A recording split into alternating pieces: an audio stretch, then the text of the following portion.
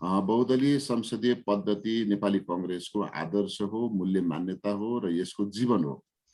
बहुदलीय संसदीय पद्धति भित्रका संसदमा प्रतिनिधित्व गर्ने वा संसदमा बहुमत प्राप्त भनौँ अथवा कम संख्यामा रहेका दलहरू पनि उनीहरूका बीचमा समस्या आउनु, उनीहरू टुक्रिनु, उनीहरू फुट्नु, विग्रह हुनु भनेको व्यवस्थाप्रति केही न केही अनास्था सिर्जना हुनु हो, यसले समस्या ल्याउनु हो। त्यसो भएको हुनाले नेपाली कांग्रेसलाई क्षणिक भौतिक रूपमा त केही अवसर प्राप्त भयो, तर यसले नेपाली कांग्रेसको आस्थामा, नेपाली कांग्रेसको सिद्धान्तमा भने कहीँ न कहीँ क्षति पुर्याएको छ। यस्तो हुनु राम्रो होइन र यसलाई लाभको रूपमा लिन सकिँदैन।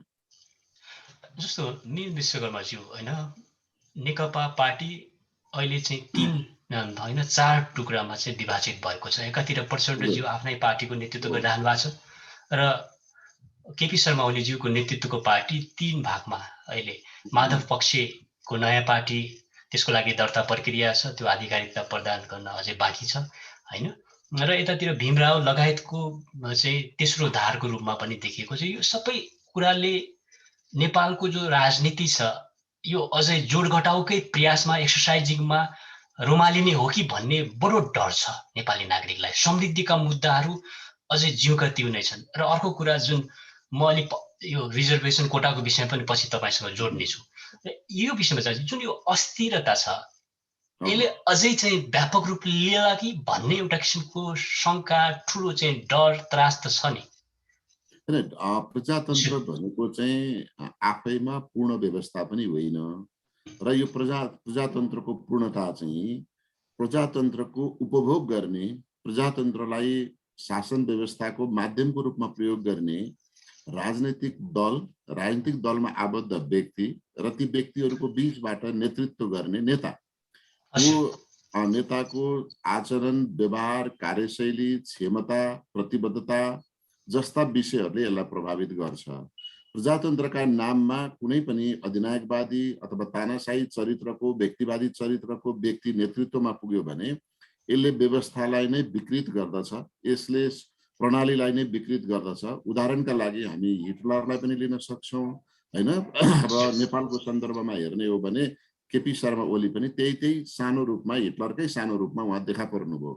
उहाँ जनताको आस्था, जनताको आकांक्षा, जनताको मनलाई यति छिटो गरी प्रभावित गर्नुभयो कि उहाँले राष्ट्रवादी चरित्र देखाउनु भयो, उहाँले कम्युनिस्ट एकताको नारा अगाडि सार्नुभयो, विकासका विभिन्न किसिमका अत्यन्तै अप्रत्याशित सपनाहरू बाँड्नुभयो र फलस्वरूप उहाँ सत्तामा पुग्नुभयो र सत्तामा पुगिसकेपछि सर्लक्कै उहाँले व्यक्तिवादी चरित्र, तानाशाही प्रवृत्ति, अधिनायकवादी सत्ता सञ्चालन गर्ने प्रक्रिया उहाँले प्रारम्भ गरिसकेपछि अघि एचपीजीले भन्नुभयो जस्तै गरी त्यो दलभित्र झन्डै 275 मा 2/3 भनेको 171-74 सिट प्राप्त गरेको दल उहाँको पहिले त नेकपा विभाजित भयो। नेकपा मात्रै विभाजित भएर त्यसले विश्राम लिएन, फेरि नेकपा एमाले पनि विभाजित भयो। नेकपा एमालेमा माधव नेपाल समूह मात्रै विभाजित भएर पनि नेकपा एमालेले विश्राम लिएको छैन, फेरि भीमराव नेतृत्वको अर्को समूह पनि विभाजनको तर्खरमा छ। यसले के देखाउँछ भने हामी प्रजातन्त्रको अभ्यास गर्नेहरूको आफ्नो व्यक्तिगत स्वभाव, चरित्र, कार्यशैलीका कारणले गर्दा यस्तो हुन आउँछ। र सँगसँगै के भएको छ भने यसले लामो समय लिन्छ है। जस्तो मैले सानो उदाहरण दिन्छु, बागमती नदी काठमाडौँमा चाहिँ घना बस्ती छ, यहाँ बागमती नदी गनाउँछ, फोहोर छ, पवित्र त हो तर यहाँ फोहोर फालिएको कारणले यो शुद्ध छैन। तर यही नदी फेरि बगेर मधेसमा बागमतीको चाहिँ तल चन्द्रनिगापुर पुग्दाखेरि यसमा जगमा उगाएर पानी पिउन लागेको हुन्छ। भनेको इट टेक्स टाइम। डेमोक्रेसी चाहिँ परिष्कृत हुनका लागि, प्रजातन्त्र चाहिँ शुद्ध हुनका लागि, प्रजातन्त्र पिउन योग्य, उपभोग योग्य बन्नका लागि समय लाग्दो रहेछ र यसको बहावट र यसका ठक्कर, यसले खाने हन्डर र यसका विभिन्न यात्राबाट यो परिष्कृत र सुदृढ हुँदै जान्छ। नेपालको प्रजातन्त्र पटक पटक तानाशाही आक्रमणमा परेर, निरङ्कुशताको आक्रमणमा परेर यो प्रजातन्त्र निरन्तर बग्न पाएको छैन, निरन्तर अगाडि बढ्न पाएको छैन। त्यसैले यहाँले भन्नुभयो जस्तै कतै कतै बहुदलीय व्यवस्थाप्रति, संसदीय व्यवस्थाप्रति नै प्रश्न उठिरहेको छ। तर यसको एउटै मात्रै उपाय भनेको के हो भने यसको निरन्तर अभ्यास, प्रतिस्पर्धा र प्रतिस्पर्धा के को त भन्दा सत्ताको होइन, चरित्रको प्रतिस्पर्धा, कार्यशैलीको प्रतिबद्धता प्रतिस्पर्धा र यसको व्यवहारको प्रतिस्पर्धा भयो भने यो हुन्छ। यसबाट निराश हुने होइन कि आफ्नो व्यवहार शुद्धिकरणमा लाग्नुपर्ने देखिन्छ र दलहरू विभाजन हुन्छन् र केही समयमा फेरि एकताको प्रक्रियामा अगाडि बढ्छन्। ओके, जस्तो दल विभाजन गर्ने जुन अध्यादेश छ त्यसको विरोध माननीय सांसद तपाईँ आफै मिन विश्वकर्माज्यूले पनि केही समय अगाडि गर्नुभयो होइन? त्यो बेला तत्कालीन प्रधानमन्त्री केपी शर्मा ओलीज्यूले त्यो विधेयक अगाडि सार्दै गर्दा तपाईँहरू विरोध गर्ने पात्रहरू तपाईँहरू नै हो। र अहिले हुन त दुईचोटि संसद विघटन गर्नुभयो तत्कालीन प्रधानमन्त्री र केपी शर्मा ओलीज्यूले। अहिले आफै त्यही संसद हलबाट चाहिँ प्रश्न गर्दै हुनुहुन्छ। हुन त्यो पनि उहाँलाई कतिको जायज हो त्यो तपाईँले भनिदिनु होला। र जुन तपाईँले गरेका कार्य उहाँकै जुन कार्य छ त्यो निरन्तरता फलो जस्तो देखियो नि, अनुकरण जस्तो देखियो नि। हजुर, यसलाई क्लियर गर्नु नै, स्पष्ट गर्नु। क्लियर होइन, एकदम प्रश्न छ यसमा। प्रश्न त जताबाट पनि सुरु गर्न सकिन्छ। भनौँ न, हामी कहाँ रहेको यो सौर्य प्रणालीमा एकमात्र रहेको सूर्य घामका बारेमा पनि हामीले प्रश्न उठाउन सक्छौँ होइन? यो किन पूर्णता भएन भनेर जुनका बारेमा प्रश्न उठाउन सक्छौँ भने मानवीय व्यवहारका बारेमा प्रश्न नउठ्ने भन्ने कुरै हुँदैन। गत 77 साल वैशाखमा ल्याइएको अध्यादेश, त्यो बेला कुनै पनि राजनीतिक दलहरू फुट्ने इच्छा पनि गरेका थिएनन्, फुट्न चाहेका पनि थिएनन्, फुट्ला जस्तो देखिएको पनि थिएन। मुलुकमा भर्खरै मात्रै प्रवेश गरेको कोभिड-19 को महामारीले सङ्कटग्रस्त अवस्थामा थियो, मुलुक लकडाउनमा थियो। त्यो बेला प्रधानमन्त्रीले औषधि किन्नु पर्नेमा, त्यो बेला चाहिँ परीक्षण गर्नुपर्नेमा, त्यस्तो बेलामा उहाँले रातारात 20% नै दलहरू विभाजन हुन सक्ने भन्ने जुन अध्यादेश ल्याउनु भयो र त्योसँग जोडेर अर्को संविधानको ठ्याक्कै विपरीत हुने गरेको संवैधानिक परिषद गठन सम्बन्धी ऐन लिएर आउनुभयो होइन? गठन र कार्य व्यवस्था सम्बन्धी। त्यसमा के देखियो भने एकातिर संविधान विरोधी संवैधानिक परिषदको ऐन आयो र अर्कोतर्फ दलहरू कोही फुट्ने कुरै गरेको छैन, मागै गरेको छैन, त भइराखेको व्यवस्थालाई उहाँले संशोधन गरेर अध्यादेश ल्याउनु भयो। त्यसले गम्भीर आशंका के जन्मायो भने अब दलहरू चाहिँ सरकारले फुटाइदिन लाग्यो है। अब यो ऐन पास भयो भने सरकारले छताछुल्ला सबै विपक्षी दलहरू फुटाइदिन्छ भन्ने कुरा देखा पर्यो र त्यसको हामीले घोर विरोध गर्यौं र यो चाहिँ आवश्यक छैन, यो ल्याउन हुँदैन, यो बेलै होइन भनेर हामीले भन्यौं। तर त्यो पश्चात लगातार के भयो त भने उनै प्रधानमन्त्रीका कारणले जनता समाजवादी पार्टी फुट्यो र उपेन्द्र समूह र महन्त समूह बन्यो। उनै प्रधानमन्त्रीको कारणले नेकपा पार्टी फुट्यो र नेकपा एमाले र नेकपा माओवादी बन्यो। उनै प्रधानमन्त्रीका कारणले नेकपा एमाले भित्र केपी शर्मा ओली र माधव नेपाल समूह बन्यो। अब यस्तो बेलामा पार्टी फुटेर महिनौं दिनसम्म उहाँहरू न पार्टीको न दलको न निर्दलको हुने अवस्था रह्यो र त्यसको विरुद्धमा हामीले के भन्यौं भने यी प्रधानमन्त्रीले संविधान उल्लङ्घन गरे, यी प्रधानमन्त्रीले अध्यादेशबाट मुलुक सञ्चालन गर्न खोजे, यी प्रधानमन्त्रीले जनताको भावना र आकांक्षा विपरीत काम गर्न थाले भनेर हामी सडकमा उत्रियौं। सडकमा उत्रिएका दलहरू मध्येमा नेपाली कांग्रेस दल चाहिँ आफ्नो सिङ्गो पहिचानमा थियो, नेकपा माओवादी केन्द्र आफ्नो सिङ्गो पहिचानमा थियो भने हामीसँग जोडिएका शक्तिहरू उपेन्द्र यादव सिङ्गो पहिचानमा हुनुहुन्न थियो, विवादास्पद पहिचानमा हुनुहुन्थ्यो। उहाँको महन्त ठाकुरहरू केपी ओलीतिर नजिक नजिक देखिनु भएको थियो भने माधव नेपाल समूह चाहिँ नेकपा एमाले भन्नुहुन्थ्यो तर आधिकारिक एमाले बनिसक्नु भएको थिएन, उहाँ पनि हामीसँगै हुनुहुन्थ्यो र राष्ट्रिय जनमोर्चा पार्टी चाहिँ सिङ्गो पहिचानमा थियो। भनेको 5 वटा गठबन्धनमा 2-3टा दल चाहिँ सिङ्गो पहिचानमा हुनुहुन्थ्यो, 2टा दलहरू चाहिँ अन्यलको अवस्थामा रहनुहुन्थ्यो। त्यसैले त्यो हामीले जब विजय प्राप्त गर्यौं, अदालतले त्यसलाई कायम गरिदियो, सडकबाट हामीले राजनीतिक मुद्दा जित्यौं र संविधानको पक्षमा, बहुदलीय संसदीय पद्धतिको पक्षमा, जनताको पक्षमा हामीले जब जित हासिल गर्यौं भने अब मुलुकको राजनीतिक व्यवस्थापन गर्नु, नयाँ काम चाहिँ थालनी गर्नु अहिलेका प्रधानमन्त्रीको मुख्य जिम्मेवारी र मुख्य कार्यभार थियो। त्यसो भएको हुनाले अब के गर्दाखेरि त्यो व्यवस्था चाहिँ व्यवस्थित हुन्छ र न्यायपूर्ण हुन्छ भन्दा ती टुक्रिएर अथवा छुट्टिएर आएको शक्तिलाई दलीय मान्यता दिनु आवश्यक थियो। त त्यसमा हामीले कुरा गर्यौं, अगाडि बढाउँदै जाँदा त्यो दलभित्रको अन्योलता खिचलोका कारणले अब यो अध्यादेश आवश्यक देखियो है। अस्ति केपी ओलीले लिएको अध्यादेश त्यो बेला हत्या गर्न ल्याएको अध्यादेश थियो भने अहिले समय र परिस्थितिले विकसित हुँदै गएर यसलाई चाहिँ रक्षा गर्न ल्याएको अध्यादेश जस्तो देखियो। त्यसो भएको हुनाले कहिलेकाहीँ हामी भन्छौँ नि तरबार आफैमा खराब हुँदैन, बन्दुक आफैमा खराब हुँदैन। यसले सिधा सोझा नागरिकको हत्या गर्यो भने त्यो बन्दुक खराब हुन्छ, तर यसले डाकालाई, अपराधीलाई, आतंककारीलाई मार्यो भने यो बन्दुक फेरि महत्त्वपूर्ण हुन्छ। त्यसैले केपी ओलीले 2077 वैशाखमा ल्याएको अध्यादेश त्यो बेला हत्या गर्न ल्याइएको थियो भने अहिले चाहिँ नागरिकको रक्षा गर्न ल्याएको अथवा दलको रक्षा गर्न ल्याएको रूपमा देखिएको हुनाले झट्ट हेर्दा केपी ओलीले पनि अध्यादेश ल्याए, शेरबहादुरले पनि अध्यादेश ल्याए, के फरक रह्यो त भने तापनि यसको भित्री गुदी कुरा के हो भने त्यो बेला हत्या गर्न, विनाश गर्न, बिगार्न, विग्रहका लागि ल्याइएको थियो भने अहिले जगेर्ना गर्न, संरक्षण गर्न र अहिले पार्टी निर्माणका लागि ल्याइएको हुनाले यो उपयुक्त छ, आवश्यकता छ भन्ने देखिन्छ। सबैलाई घाम जतिकै छर्लङ्ग छ। मीन विश्वकर्माज्यू, तपाईँसँग समयको पनि अभाव छ। म अलिकति धेरै मेरा प्रश्नहरू छन्, जनताका प्रश्नहरू छन्, त्यसलाई अलिक छोटकरीमा तपाईँले सम्बोधन गरिदिनु हुनेछ भन्ने मैले आशा बोकेको छु। र हामी ओएस नेपालको इन्टरनेसनल डिस्कोर्समा छौँ। यो कार्यक्रम जापानको टोकियोबाट सिधा लाइभ प्रसारण गरिरहेका छौँ र अहिले हामीसँग माननीय पूर्व मन्त्री त्यसै गरी सांसद मीन विश्वकर्माज्यू हुनुहुन्छ। उहाँ दलित सङ्घका चाहिँ केन्द्रीय अध्यक्ष पनि हुनुहुन्छ। मीन विश्वकर्माज्यू, जस्तो सरकारको मन्त्री परिषद अझै पनि विस्तार हुन सकिरहेको छैन, महिना भन्दा पनि बढी पुगिसक्यो होइन, र नेपाली काङ्ग्रेसको नेतृत्वको सरकार हो यो। यसलाई चाहिँ देश बाहिरबाट सबैले हेरिरहेछन् र आउने चुनावमा पनि अहिले तपाईँले गर्ने पर्फर्मेन्सको आधारमा मात्रै त्यसको रिजल्ट आउन सक्छ पोजिटिभ होइन। त्यतातिर अलि हेक्का राख्नु भएको छैन मीन विश्वकर्माजी, किन ढिलो भयो? अब त क्विक होला नि अलिकति त्यो आश्वस्त। एकदम प्रक्रियागत हिसाबले यो प्रश्न छ। अघि सुरुमै तपाईँले भूमिका बान्नु भएकै जस्तो गरी नेपाली कांग्रेसको नेतृत्वमा अनपेक्षित रूपमा सरकार प्राप्त भयो, सरकार गठन गर्ने अधिकार, र त्यसमा आबद्ध गठबन्धन दलहरूको कारणले यो बहुमत पुगेको 165 सिट प्राप्त गरेको हो। र 165 सिट मध्येमा दलीय पहिचान नखुलिसकेको अवस्थामा मतदान गरेको शक्ति हामीसँग छ। त्यसैले हामी क्रमबद्ध रूपले अगाडि जाँदैछौँ।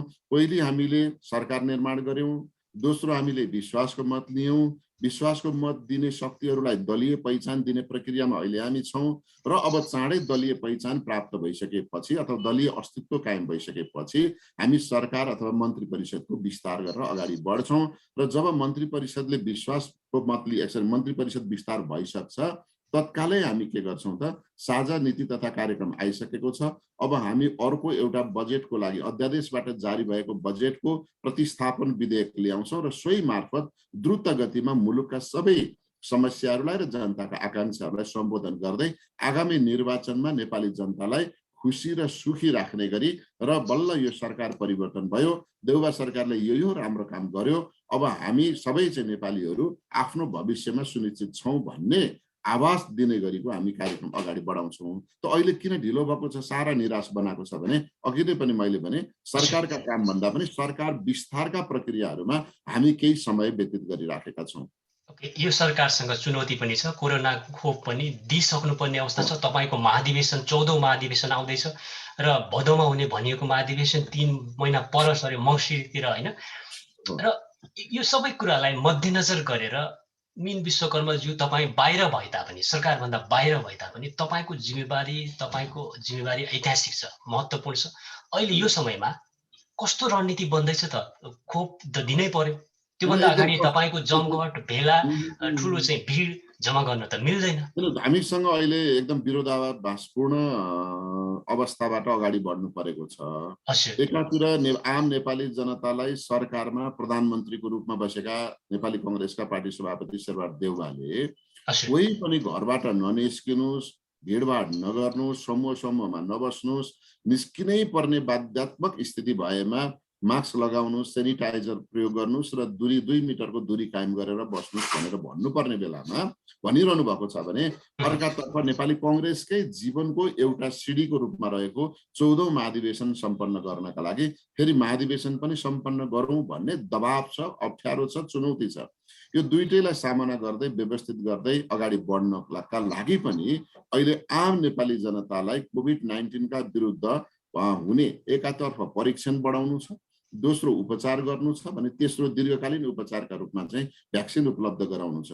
विगतको सरकारले 5 महिनामा 39 लाख जनालाई भ्याक्सिन लगाइदिएको थियो भने अहिले हामीले जम्मा 1.5 महिना, मुस्किलले 1.5 महिना हुँदैछ, 1.5 महिनामा हामीले 60 लाख भन्दा बढीलाई भ्याक्सिन उपलब्ध गराएका छौँ र अब हामी यसको 3 महिना भित्रमा 1.5 करोडलाई भ्याक्सिन, थप 1.5 करोडलाई भ्याक्सिन पुर्याउँदैछौँ र यसको के छ त भन्दा जब भ्याक्सिन सम्पन्न भइसक्छ मङ्सिरसम्ममा कङ्ग्रेसको महाधिवेशन मङ्सिरमा हुन्छ। त्यसैले विविध चुनौतीहरूको चाङमा यो सरकार बसेको छ। अपेक्षा पनि व्यापक छ, चुनौती पनि त्यति नै ज्यादा छ। त्यसैले संयमता, धैर्यता र सँगसँगै रणनीतिक ढङ्गले उचित रणनीति अपनाउन सकेन भने सरकार सफल हुने देखिँदैन।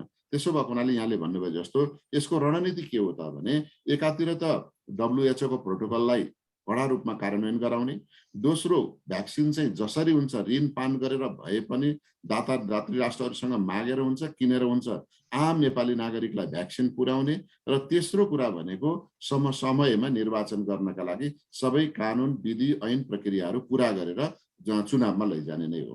ओके, जस्तो महाधिवेशन 9-13 होइन मङ्सिरको केन्द्रीय महाधिवेशन सम्पन्न गर्ने त्यो तिथि मिति भन्दा पर सर्दैन नि अब, किनभने योभन्दा अगाडिदेखि सराउँदै आउनुभयो। तपाईँलाई पनि पार्टी पनि अब एउटा किसिमको पार्टीलाई पनि अप्ठ्यारो स्थिति पर्ने, पार्टीलाई अप्ठ्यारो पर्ने कुरा त त्यो तपसिलको कुरा हो।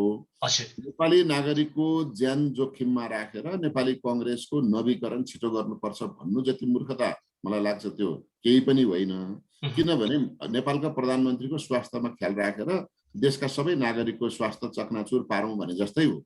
त्यसैले नेपाली नागरिकको जीवन रक्षा सरकारको सबैभन्दा मुख्य दायित्व हो र सरकार नेपाली कङ्ग्रेसको भएको हुनाले त्यो दायित्व नेपाली कङ्ग्रेसको पनि हो। त्यसो भएको हुनाले मङ्सिरको 9 गतेदेखि 13 गते गर्ने भनिएको महाधिवेशन अहिलेको भन्दा अलिक सुधारिएको अवस्था भएमा, अहिलेको भन्दा अलिक यो कोभिडको सङ्कट घटेको अवस्था भएमा त्यही अनुमानका आधारमा हामीले मिति तोकेका हौँ। तर त्यो सङ्कटको अवस्था अहिलेको भन्दा वृद्धि भएमा, अहिले भन्दा सङ्क्रमितको सङ्ख्या बढेमा, आइसियु र भेन्टिलेटरको जुन अभाव छ अहिले त्यो बढ्दै गएमा, चरम सङ्क्रमणको स्थिति रह्यो भने पुरै लकडाउन गर्नुपर्ने हुन्छ। अनि अहिले बाहिर निस्केका नागरिकलाई घर घरमा थुन्नुपर्ने हुन्छ।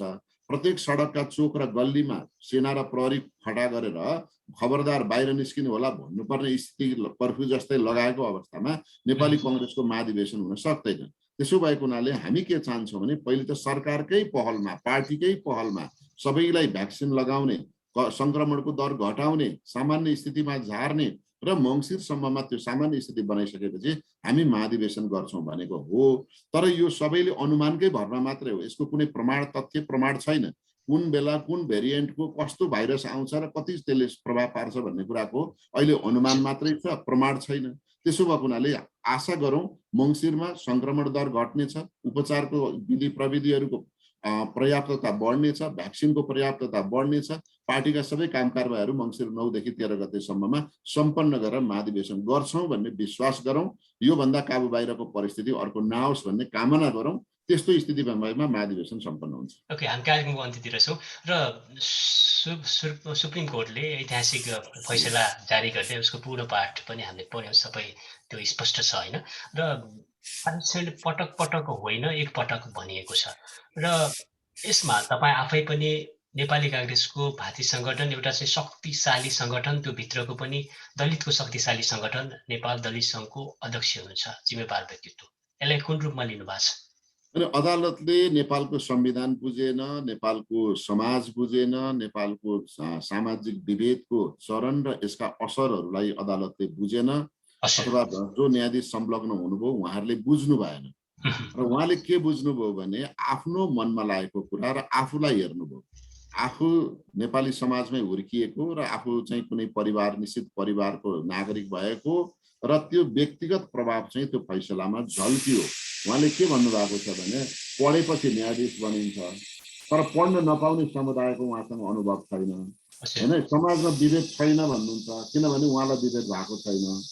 समाजमा धनी र गरिब हुन्छन्, त्यसकारण उहाँका परिवार कोही गरिब होलान्। त्यसो भए हुनाले गरिबलाई आफ्ना परिवारभित्रको कोही गरिब गाईबस्तु पालेर बसेको, तरकारी बेचेर बसेको होइन, चिया पसल खोलेर बसेको आफू न्यायाधीशबाट धनी ठान्नुभयो र त्यो आफ्नै परिवारभित्रको कोही गरिब छुटेको महसुस गर्नुभयो र होइन यो आरक्षण भन्ने कुरा त भरिसक्के दिन हुँदैन, दिइहाले पनि जातका आधारमा हुँदैन, जातको आधारमा दियो भने अलिकति अर्को समुदायले पाउने भयो, गरिब धनीका आधारमा दियो भने मेरै परिवारको गरिबले पाउने भयो, त्यसो भएर गरिबीका आधारमा दिनुपर्छ। त्यो गरिबीको पनि फेरि इन्डेक्स हेऱ्यो भने अर्को समुदायमा जाँदो रहेछ, न्यायाधीशको समुदायमा जाँदैन। त्यसैले यो इन्डेक्सका आधारमा पनि होइन, यो त आवश्यकताका आधारमा दिनुपर्छ।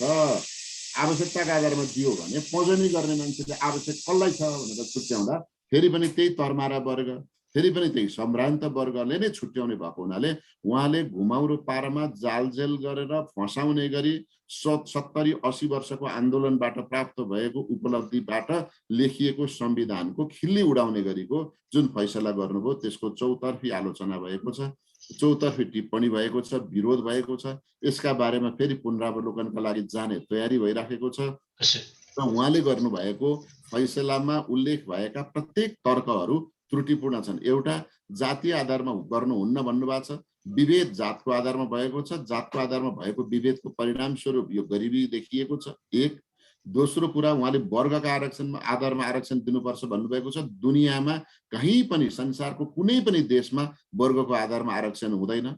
दोस्रो कुरा। तेस्रो कुरा आरक्षण एकपटक हुनुपर्छ भन्नुभएको छ। जस्तो विनय पन्जियारको उच्च शिक्षा अध्ययन सम्बन्धमा उनले भनेको के हो, एमबीबीएसमा उनले स्कलरसिपमा पढे, अब म एमडी गर्छु भनेको हो। कुनै पनि घरमा 4 तलाको घर छ अनि उसलाई 4वटा भर्याङ चाहिएको छ भने उसलाई एउटा मात्रै भर्याङ चाहिँ आरक्षणमा दिन र 3टा भर्याङ आफै उफ्रेर आऊ भन्नु कति न्यायसङ्गत हुन्छ? त्यो अन्यायपूर्ण छ। र चौथो कुरा के भनेका छन् भने आवश्यकताको आधारमा भनेको छ। आवश्यकताको आधारमा कसैलाई पनि आरक्षण दिने हो भने उदाहरणको लागि मानौँ आज नेपालका सबैभन्दा धनी विनोद चौधरी छन् अनि विनोद चौधरी चाहिँ एकै दिन कहीँ गएर विदेशमा गएर स्वदेशमा क्यासिनो खेलेर रातारात भोलिपल्ट बिहान टाट पल्टिए भने उनलाई आरक्षण दिने कि नदिने? अथवा नेपालको अहिले चाहिँ उद्योग वाणिज्य सङ्घको अध्यक्ष कुनै एउटा चाहिँ उपल्लो जातका मानिस छन्, उनी रातारात टाट पल्टे, बैंक करप्ट भयो, सारा भवितव्य पर्यो भने उनलाई आरक्षण दिने कि नदिने? त्यसैले यस्तो खालको न्यायाधीश भएर यस्तो अध्ययन नै नगरिकन आफ्नो मनगढन्ते जुन तर्क गर्नुभएको छ यसमा नेपाल दलित सङ्घको तर्फबाट सबैभन्दा पहिले नै आपत्ति प्रकट गरेका छौँ र यसमा फैसला भएकोले हामी मान्न बाध्य हुन्छौँ, तर यसको आलोचना गर्न हामी स्वतन्त्र हुन्छौँ। त्यसो भएको हुनाले हामीले स्वतन्त्र रूपले आलोचना गरेका छौँ। संसारभर यसको आलोचना र टिप्पणी भइराखेको छ। एसपीजी माननीय विश्वकर्माज्यू, तपाईँ माथि ठुलो आशा भरोसा छ होइन, र अवश्य पनि अहिले जो यो वर्तमान सरकार छ यो सरकारमा मीन विश्वकर्माज्यूको पनि प्रवेश हुनुपर्छ भन्ने आवाज उठिरहेको छ। यस्तो छ, नेपाली कांग्रेसको म सदस्य हुँ। नेपाली कांग्रेस सरकारमा गएको छ। सरकार निर्माणको प्रक्रियामा र सरकारलाई सहज बनाउने कुरामा मेरो अहोरात्र सहयोग रहिराखेको छ र आज पनि यहाँसँग बोल्दाखेरि पनि म सरकारकै सहयोगमा बोलिराखेको छु, समर्थनमा बोलिराखेको छु। त्यसैले आम नेपाली जनताले र न्यायप्रेमी जनताले, उत्पीडित समुदायले हाम्रो एउटा अलिकति बोल्दिने मान्छे, काम गरिदिने मान्छे त्यहाँ पुगेदेखि हामीलाई पनि केही राहत हुन्थ्यो भन्ने अपेक्षा राखेर स्वाभाविक हिसाबले यो मत जाहेर गर्नुभएको छ। तर अहिले गठबन्धनको सरकार भएकोले नेपाली कांग्रेसको भागमा, नेपाली कांग्रेसको जिम्मेवारीमा थोरै मन्त्रालय पर्ने, बाँडफाँड गर्न गाह्रो भइराखेको अवस्थामा सायद मलाई लाग्छ यसको सम्भावना अत्यन्तै न्यून छ। त्यो यसका लागि सजिलो उदाहरण मैले दिने गरेको छु कि कुनै पनि घरमा अकस्मात धेरै पाहुना साँझमा आए भने पकाएको भाँडाको खानाले पाहुनाले खाने कि घरकाले खाने भन्ने हुन्छ। त्यति बेला हामीले इज्जत धान्नका लागि पनि पाहुनालाई नै पहिले सन्तुष्ट बनाउनु पर्ने हुन्छ। त्यसो भएको हुनाले पाहुनालाई सन्तुष्ट बनाउने क्रममा घरका मानिसहरूलाई त्यो खाना नपुग्न सक्छ। त्यसैले यसपटकको अवस्था पनि ठ्याक्कै त्यस्तै नै छ। हामीसँग थोरै मन्त्रालय छ, प्रधानमन्त्रीका सामुन्ने थुप्रै चुनौती छन्। हामीले गर्ने सहयोग भनेको कांग्रेसलाई हो। कांग्रेसको प्रधानमन्त्री र सभापति मार्फत हामीले सहयोग गर्ने भएको हुनाले अहिलेको अवस्थामा मेरो जिद्दी छैन, अपेक्षा त्यति धेरै कडा अपेक्षा छैन, तर जिम्मेवारी आइहाल्यो भने जिम्मेवारी वहन गर्ने तयारीका साथ पनि बसेको छु। अग्रिम शुभकामना र महत्त्वपूर्ण समयका लागि पनि धेरै धेरै धन्यवाद माननीयज्यू। धन्यवाद। दर्शक महानुभावहरू, उहाँ हुनुहुन्छ नेपाली कांग्रेसका प्रभावशाली नेता, त्यसै गरी नेपाल दलित सङ्घका केन्द्रीय अध्यक्ष र पूर्व वाणिज्य मन्त्री मीन विश्वकर्माज्यू। आजको यो बहस कस्तो लाग्यो तपाईँहरूको प्रतिक्रिया पनि चाहिन्छ। त्यसका लागि तपाईँहरूले voicenepal@gmail.com र यस बिताम्रका dutrusnepal@gmail.com पठाउन सक्नुहुनेछ। voice नेपालको केन्द्रीय कार्यालय क्यालिफोर्निया र त्यसै गरी हाम्रो दोस्रो केन्द्रीय कार्यालय नामनगर काठमाडौँ हो। यो कार्यक्रम जापानको टोकियोबाट प्रसारण भइरहेको छ। म यस बिताम्रका आजका हाम्रा प्रमुख गेस्ट मीन विश्वकर्माज्यू, हामी दुवैजना बिदा चाहन्छौँ। हेरिदिनु भयो सबैलाई धेरै धेरै धन्यवाद। सबैको जय होस्। Thank you so much sir. Thank you. धन्यवाद।